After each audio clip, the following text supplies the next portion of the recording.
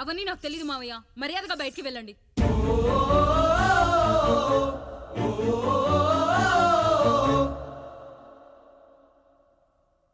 కనీసం ఆ మూలనైనా పడుకుంటామమ్మా.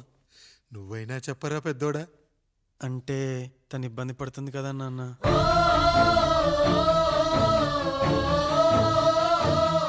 నువ్వు కూడా ఏంట్రా, పిల్లలేదో ఆశపడుతున్నారమ్మా. ఒక్కసారి ఆలోచించమ్మా. మావయ్య మీరు బయటికి వెళ్తే మేము తలుపులేస్తాం.